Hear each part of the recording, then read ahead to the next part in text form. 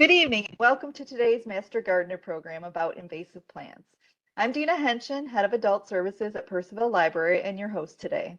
Please feel free to send me your comments and questions during the program by using the chat feature, and I will relay them to Joanne during and after the program.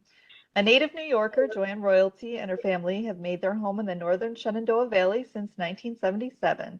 In July 2017, Joanne took early retirement and focused her energies on gardening, traveling, and grandchildren. While all were rewarding, she missed the passion of connecting people and ideas to make a positive impact in our community. Through her love of gardening, Joanne became an Extension Master Gardener in 2020 as a member of the Northern Shenandoah Valley Master Gardener Association. It was this experience that taught her about a vital community resource, the Virginia Cooperative Extension. When the opportunity came about for her to work at the Frederick County VCE office to assist with consumer horticulture and invasive species outreach and education, she was thrilled. It felt like coming home to a place where she could again use her knowledge, expertise, and passion to have a meaningful impact on our community. Welcome, Joanne. Hey, Loudoun, how is everybody doing tonight? I hope you're enjoying all the wonderful hot weather. We haven't had a lot of rain. Maybe you've fared a little bit luckier. I want to give a big shout out and thanks to the Loudoun County Master Gardeners. You all have been so generous in sharing your time and expertise with me. I've so enjoyed visiting the demo garden at Ida Lee Park, and wow, just great work. I got to know Carol Ivory and Jean Fenwick through my visits at Loudoun, and they said, Joanne, why don't you do some invasive species? And I have to tell you, when I was hired by Virginia Tech, I don't even like bugs. So they hired me as the spotted lanternfly lady. Basically, I travel around the county in costume and educate folks. But through that experience, I learned so much that is important about not only spotted lanternfly in our environment, but pollinators and how we interact with our environment. And I'm really sorry you all are just having to look at a talking head. I wish you were looking at the pretty pictures from the presentation, but hopefully Dina will figure out a way to share it with you. We believe it has something to do with my Virginia Tech address, and sometimes there are a lot of firewalls that they don't allow us to go through. So just to give you a little bit more about me, because I'm always interested in how people start their gardening journey. I grew up in Brooklyn, New York, in a wonderful mafia neighborhood in the projects. I didn't have a house plant at all. I never thought about living green things. We had an area that was cordoned off in front of our buildings. It was a big square, and we called it the big grass. But no one was allowed to go on the grass. If you did, your family was fined. So that kind of started my relationship with nature as being something that was out there, outside of my environment. And then, of course, I moved to Virginia. My husband got a job in the DC area, and we landed in Winchester. And I'm going to try to show you this picture. This is where I grew up. 1,800 families, high rise, and 4 trees. This is where I landed, the beautiful Shenandoah Valley. You can imagine that was a culture shock for me. But I started my garden journey there in Reliance, raising kids and chickens and all kinds of good things. But I had no experience gardening. And I can tell you, everything that was to be done wrong, I did do wrong. I planted asparagus upside down, and they looked like contorted monsters when they came out of the ground. I didn't know that you couldn't plant squash and cantaloupe by the septic field, so I ended up with dinosaur melons and squash. But, throughout it all, it was a learning experience. And as I learned, I had this great garden vision that I'd be traveling along in my nice prim dress, holding a cute little garden basket, and the birds would be tweeting, and the insects, the bees, would be buzzing, and everybody would be happy, and there'd be lots of color. That didn't evolve. What evolved was a divorce and 27 oak trees. And those 27 oak trees I thought would be the death of me. I was determined that I was going to have wonderful color in my garden. Unfortunately, I wasn't a master gardener at the time. I started out, as most of us do, just trial and error. And I dragged in every plant, I think, in creation and willed it to live. Of course, not many of them did, because they didn't thrive in the shade. And for years, I bemoaned my luck that I was stuck with these oak trees. I forgot, I didn't know at the time that oaks were a keystone plant, that they were so important for all of our ecosystems, that they were so important for where I lived and my environment, that they made a wonderful shelter for me, that they moderated the temperature, that there were so many species that benefited from them being there.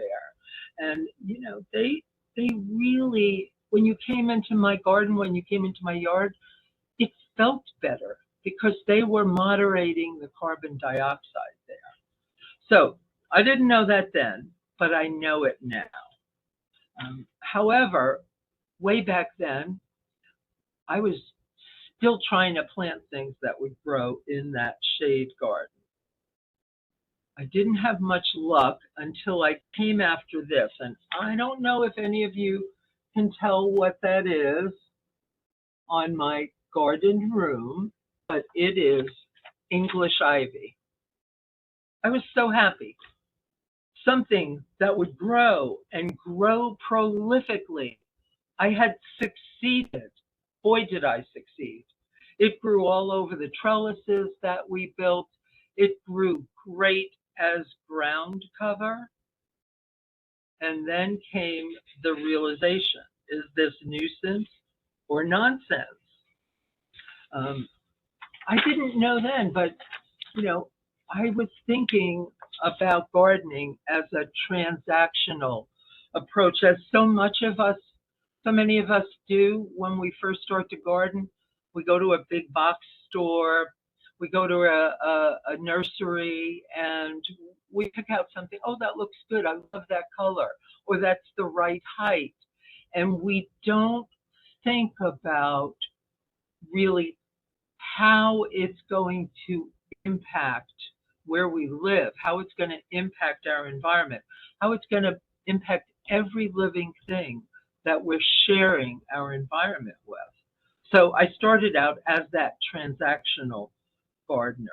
But along the way, just as many of you have, I've become a relational gardener. We've all heard that right plant, right place. Well, that was a hard lesson for me to learn, that sun plants don't grow in shade. But, it's really taking into account, being thoughtful about what it is you want your garden to be, what you want to attract, what you want to live there, what you want to succeed there. So one of the approaches I like to share with folks is move away from being transactional and be a little bit more thoughtful and relational. When I grew up, the green space, the garden, was not part of my reality. I was in here, nature was out there. but really our gardens are our communities. They are an extension of who we are. So we have to think about how we can build beautiful spaces, not only for us to enjoy, but for other living creatures to enjoy.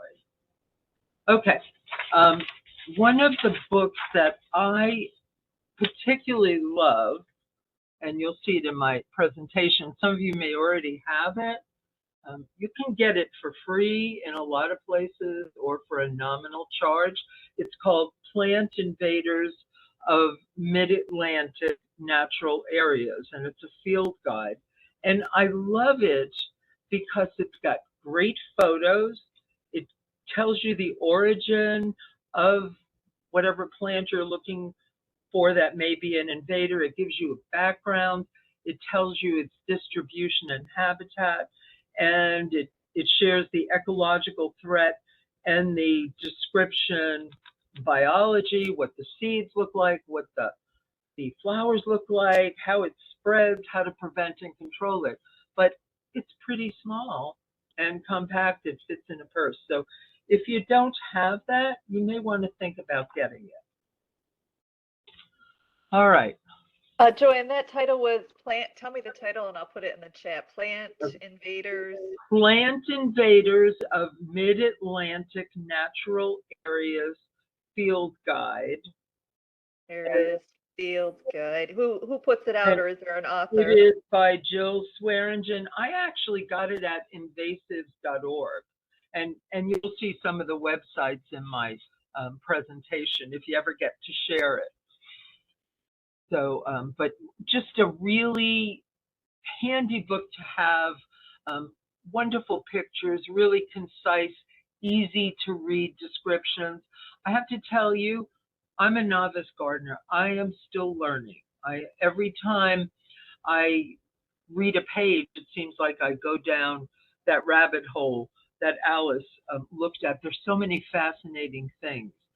So I'm by no means an expert, but it's nice to know that there are tools for all of us that we can use.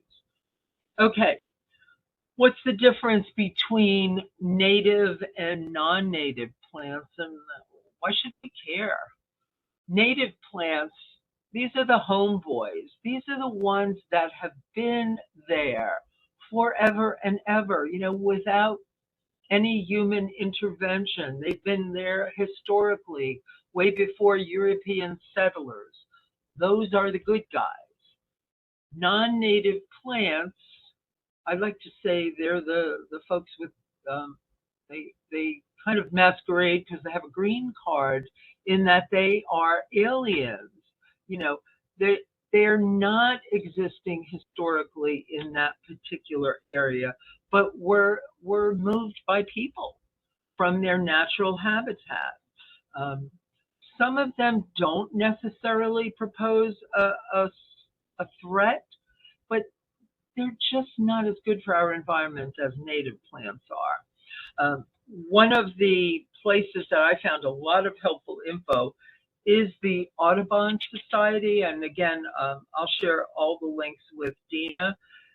They really do a good job in explaining the difference between native, non-native, and invasive plants. All right, so native and non-native, you know, it's not always so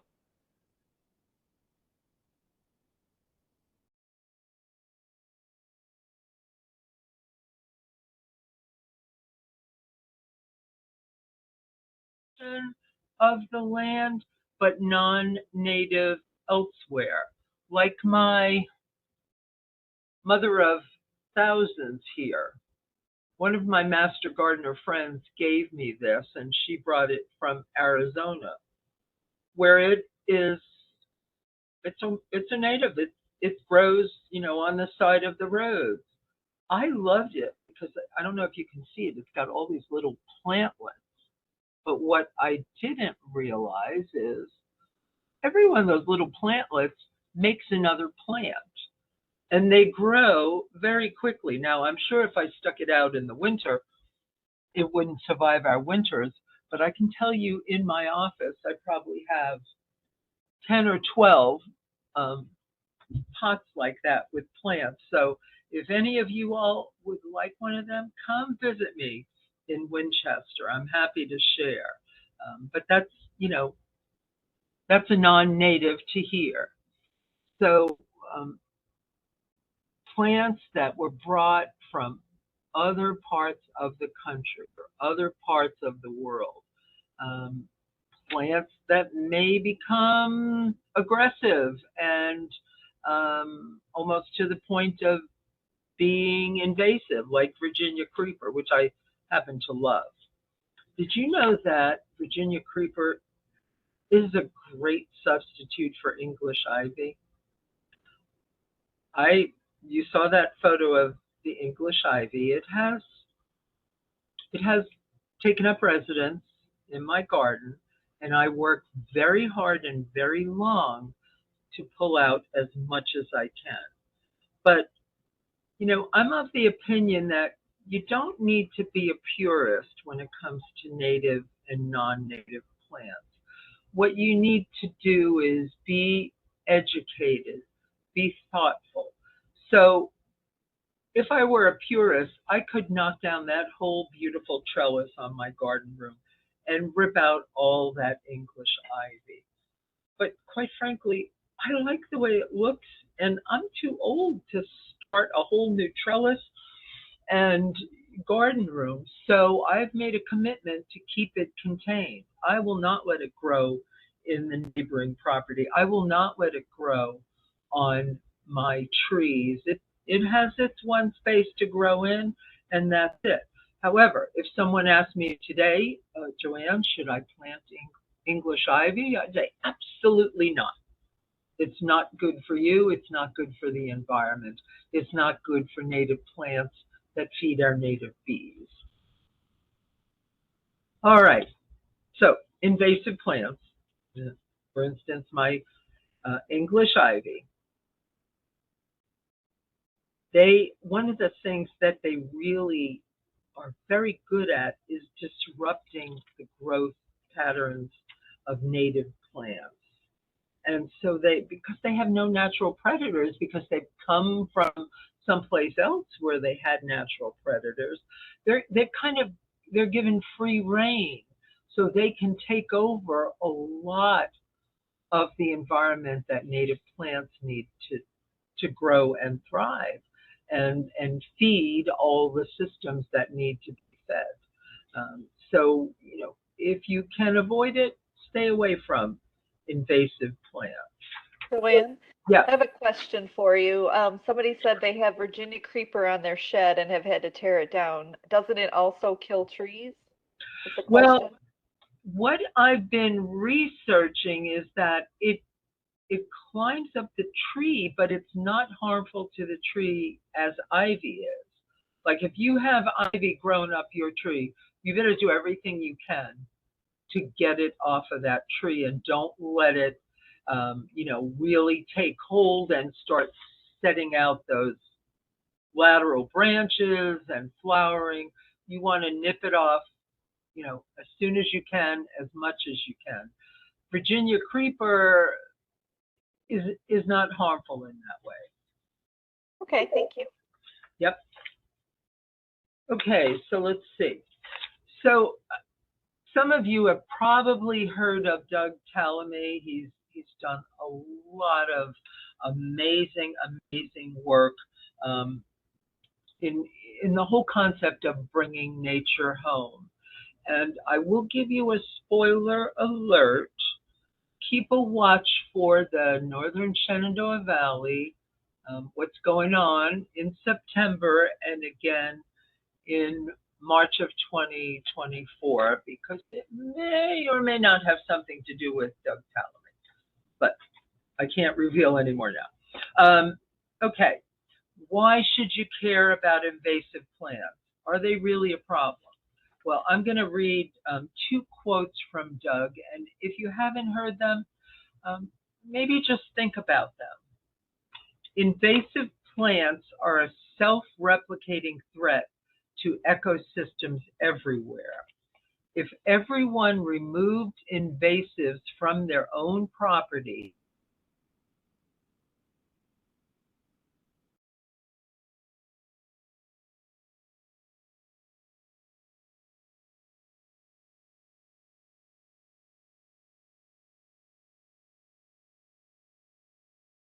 Joanne. have Oh, no lawn.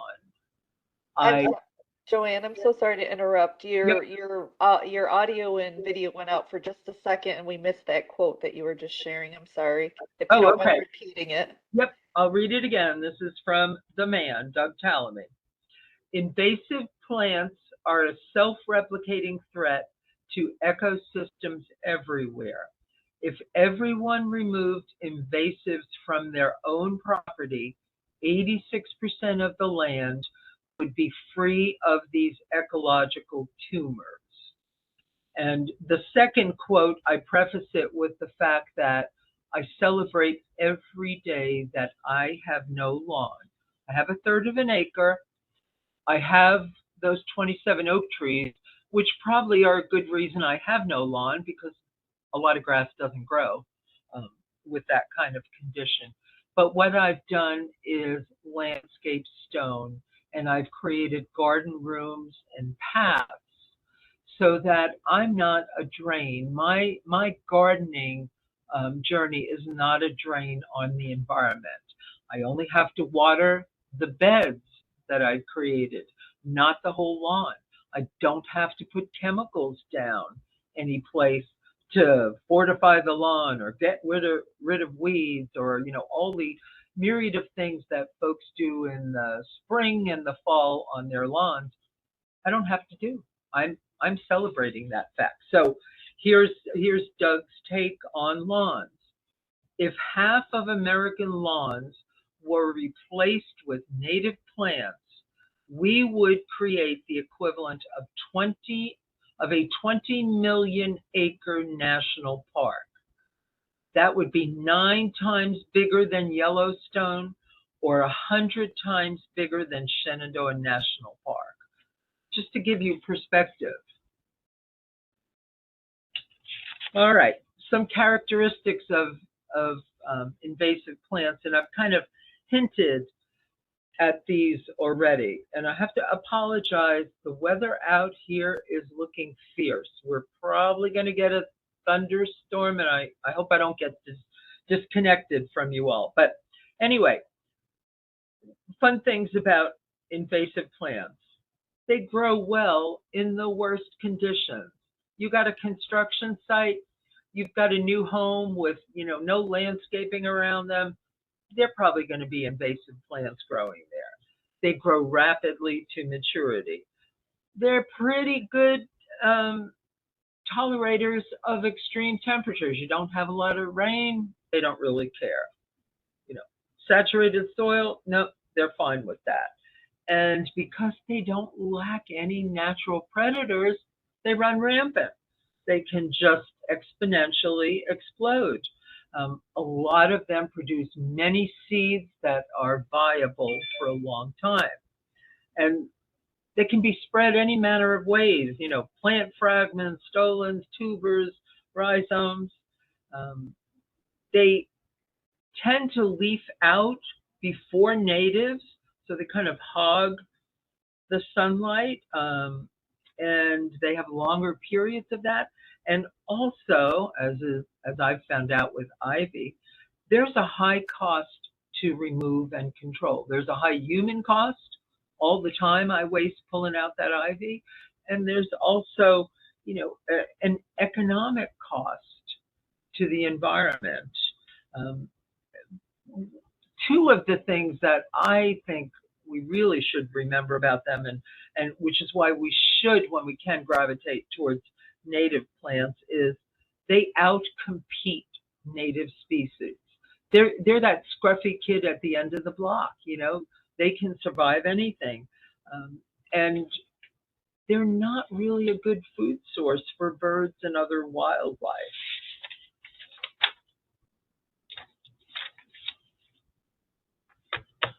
All right, this I just learned recently, and maybe you all know this, but I was totally floored by the amount of dollars that invasive species cost us in Virginia.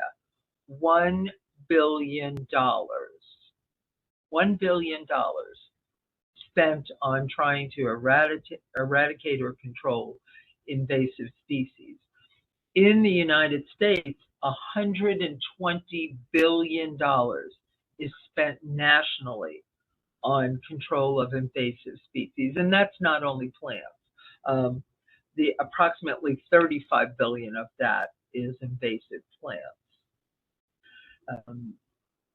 The cost of invasive species on our ecosystems, they push out native plants and they damage food webs.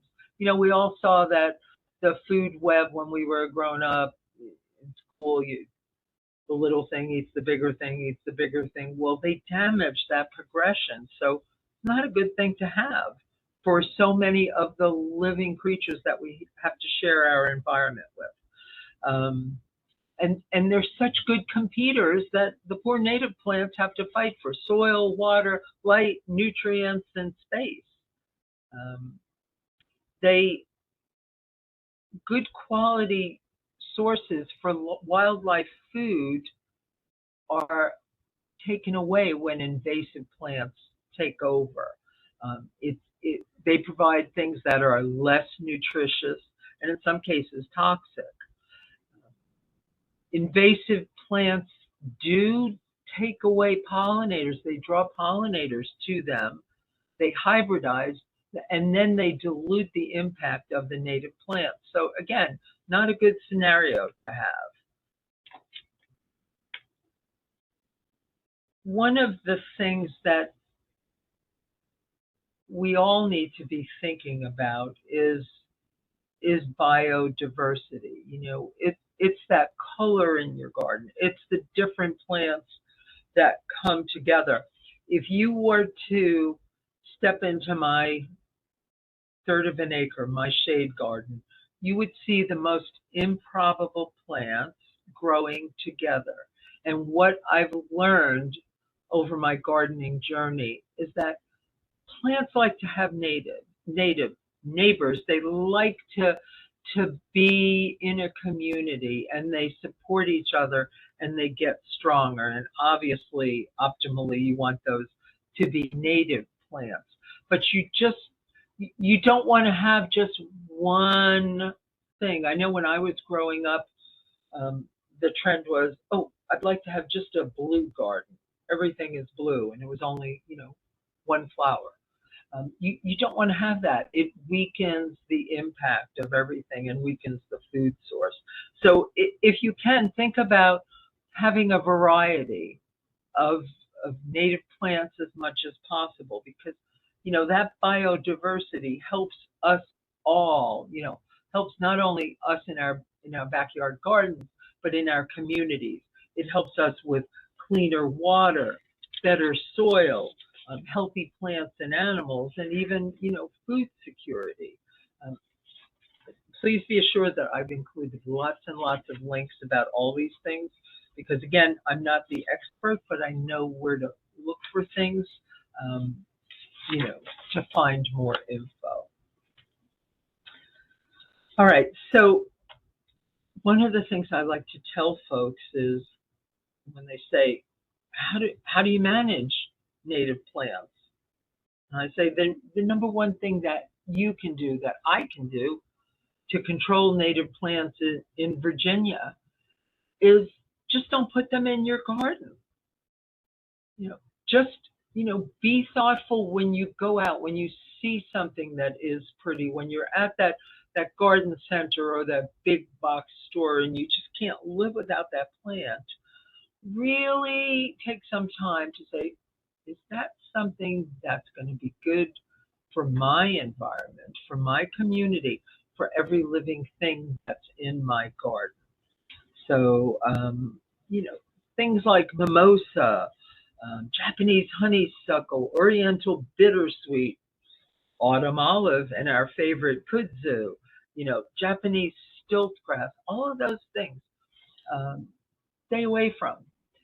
And because, you know, I told you I am the spotted lanternfly lady, I've got to put up my little card about spotted lanternfly, you know, and tree of heaven, which is an invasive.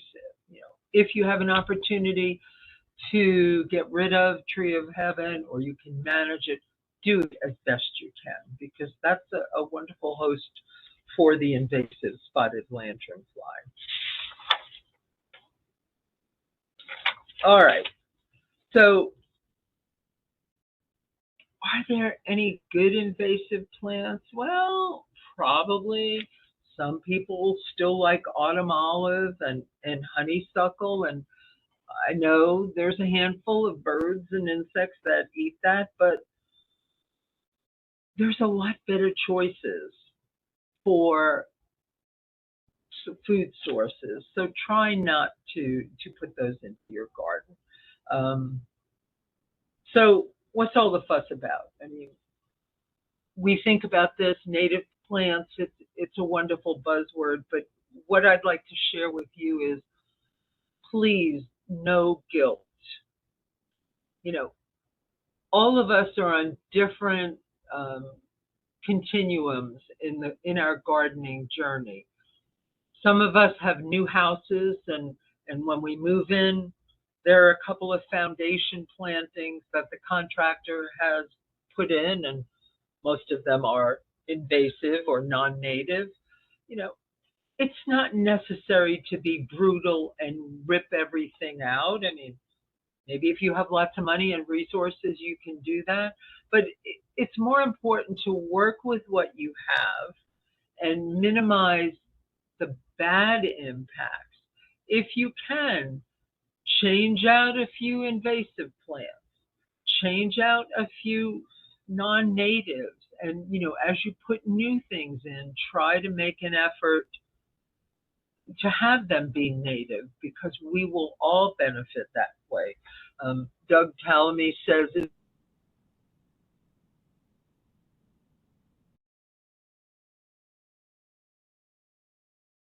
an invasive plant or a non-native. Okay, we all have preferences.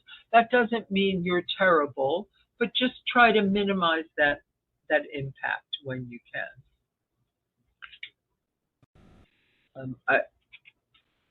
I always say, you know, native plants, think about it. They're made for here. They thrive here.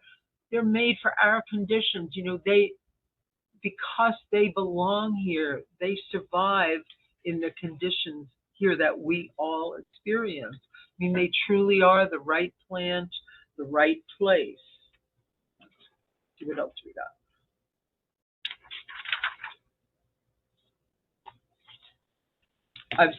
I've also included here native plant alternatives for some overused and invasive foundation plants.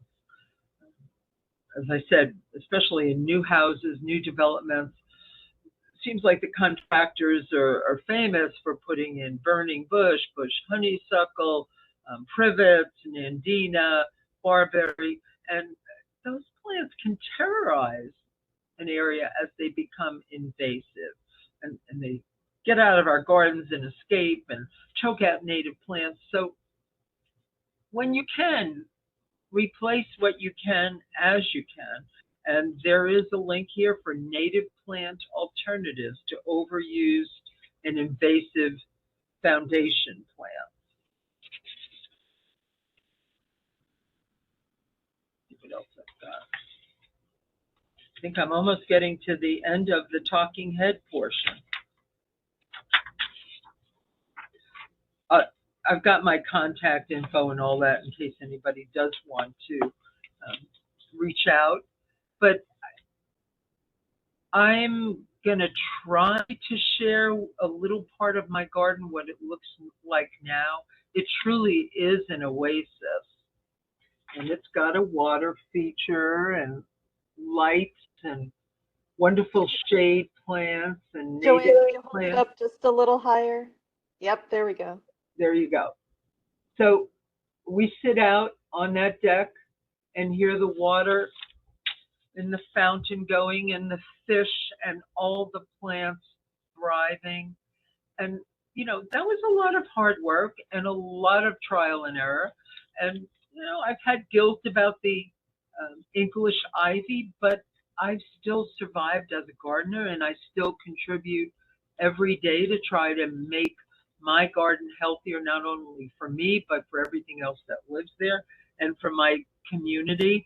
And I like to use this quote of St. Francis of Assisi, not that I'm particularly religious, but it's really nice gardening quote, I think, especially when we're thinking about how do I be a good environmental steward? How do I be more thoughtful about native plants and maybe dealing with invasives and non-natives? And I always say, start by doing what is necessary, then what is possible, and suddenly you're doing the impossible.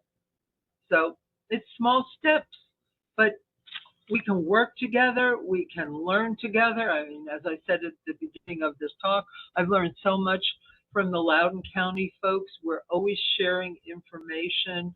I'm happy to share the little I know, but I know that I'm always learning. I have a lot more to learn, and it's a wonderful adventure.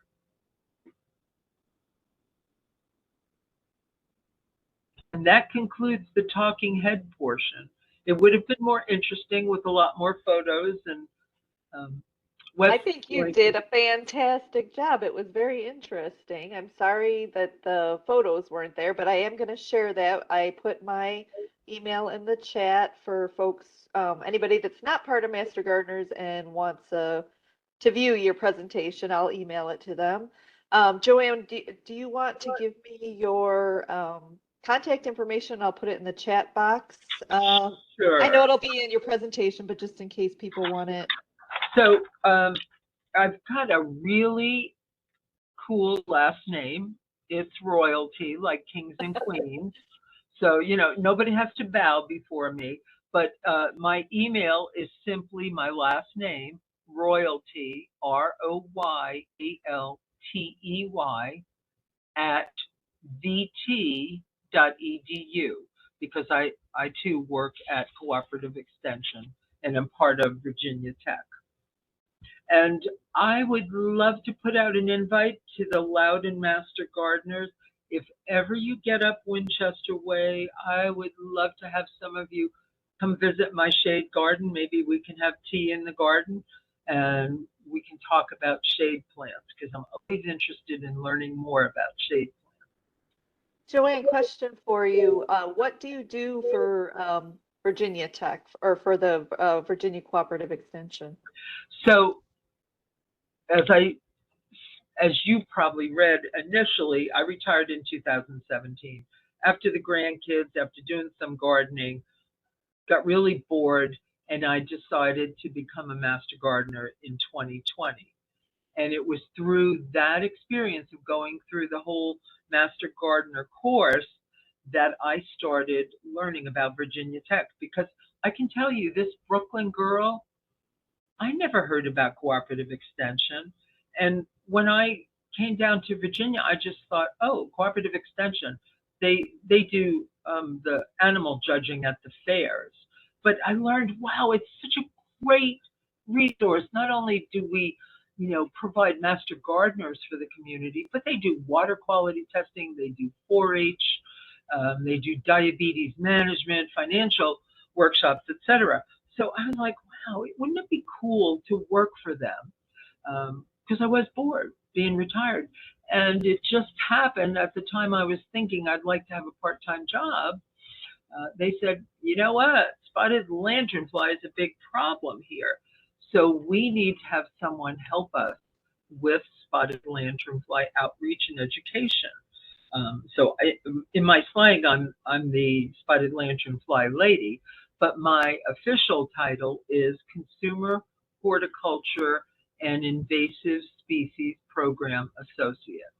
So I advise on invasive species like spotted lanternfly, but I'm also helping coordinate Master Gardener classes. I go out into the community and talk about anything and everything under the sun gardening, whether it's how to put your garden to bed in the winter, to what's wrong with my tomato plant, to companion planting. So I'm always wanting to share what I know, and Virginia Tech and Cooperative Extension have made that possible.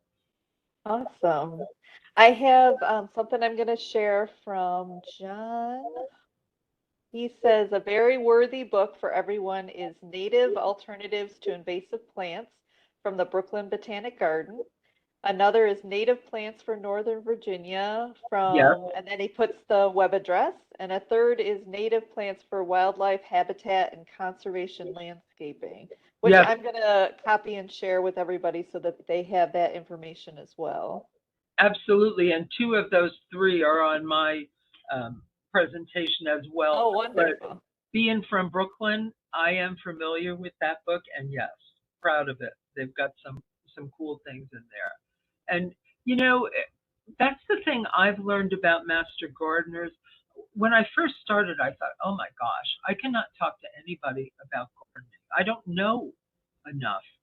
But you don't have to know. You have to have a willingness to learn and know where to look for the information and make sure that the information you are absorbing and then sharing is research based.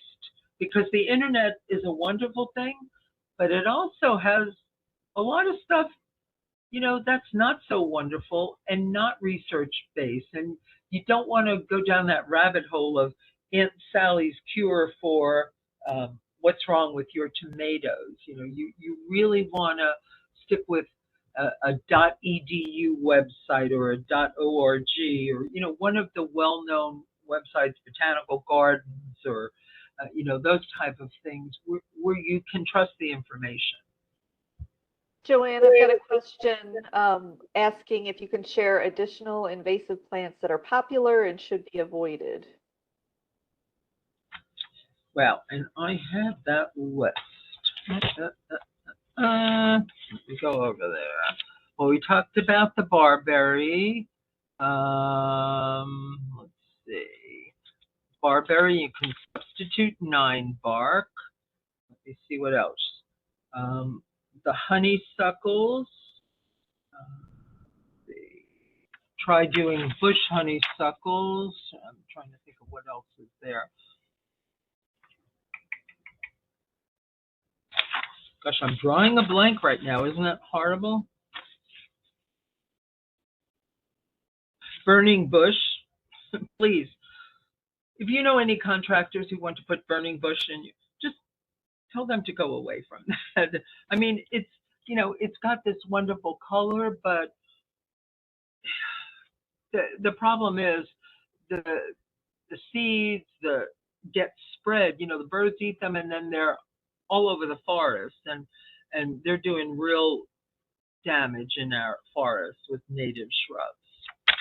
What else do we got? Autumn olive, stay away from that.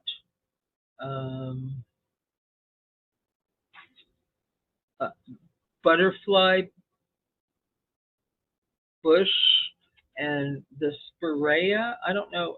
I put spirea in my yard one time, and it started out as this tiny plant. It was so cute, and it kind of pink tinge, and it was like Goliath by the end of the year. So, you don't want something that's going to take over and really impact native plants. I have somebody that's sharing a thank you, and he too is a Brooklyn native that lives here or I'm sorry, Brooklyn native here in Virginia. I also have another question from somebody that says 2 of our property borders have tree-covered streams. So what would make a good riparian buffer native plant or plants to replace the invasives? Wow. I'd have to do a little bit of research on that, and it's mostly shade, right? It didn't say. Just says tree covered. 2 of our property borders have tree covered streams. So what would make a good riparian buffer native plant or plants to replace the invasives? Yeah, I'll have to think about that. I'd be happy if you share my contact info with them. I'm happy to have that conversation offline. Sure.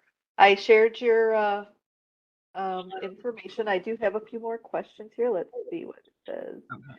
I've Well, also been putting the different recommendations, book recommendations that are being shared.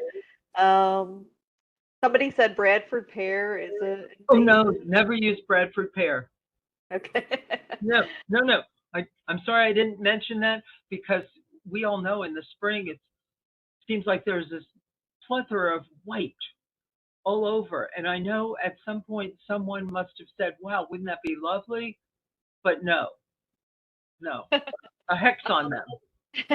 Somebody said, do invasive plants adversely affect pollinators? They do because they don't get as much as they need. They're not a good source. They're kind of like tricksters. So that's one of the reasons you don't want to have invasive plants. And also, a lot of times, they hybridize and then they're diluting the native plants. And so the poor native plant now doesn't have the impact and the power and the food source that it should. So, yeah, I'm sure there are some good invasive plants that are good for a couple of birds and insects, but on the whole, no. Somebody asked if Johnson grass, do you know anything about Johnson grass? I don't. Okay. So we're not sure if that one is. Let's see.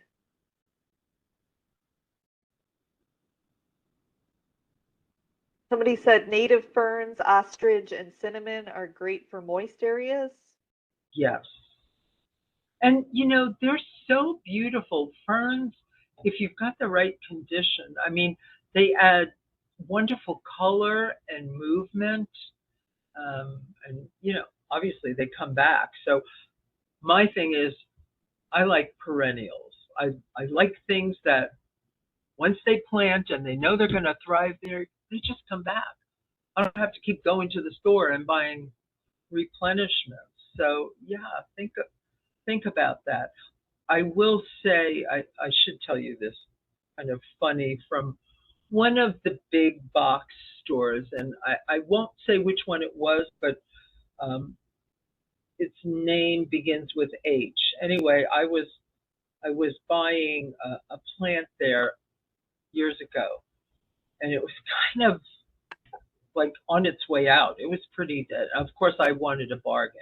I don't do that anymore. But he said, no, it's fine. It's a perennial. They don't need water. So please don't be like that. Just because they're perennials, they still need water. They still need nutrients, which gets me on a whole other topic. As you're thinking about native plants and pollinators, think about your soil. Think about that being kind of the bedrock of your garden experience. If you don't have good soil, everything is a challenge to grow, and it won't achieve its the greatness that it needs to be. So when you can, buy the best soil, buy organic if you can. I don't know if any of you use mushroom compost. That's something that I discovered last year, and it's fabulous. I'm not sure if they have it out in Loudoun County, but they do out here in Winchester. Joanne, I just shared your, oh, I'm gonna share it. I'm sorry. I'm gonna share your contact information again. I think I've got all the questions I've shared from everybody. I did get a lot of thank yous, and it was a wonderful presentation. So much appreciated, and thank you for going on the fly when we were having trouble with the PowerPoint. Well, I apologize, you all. I wish that we could have figured it out, and I'm sorry that you had to just listen to a talking head, but we're always happy to talk. If you ever get up into the Winchester area on Wednesdays from 10 to 12, in the office building that I work, which, and Dina has the address, it's the county administration building. we have our Ask a Master Gardener help desk, also shared with experts like you have, and we always serve tea, and I always make freshly baked goodies. We love to talk to people about gardening. So if you're ever in Winchester on a Wednesday, you are invited to come in and continue the conversation.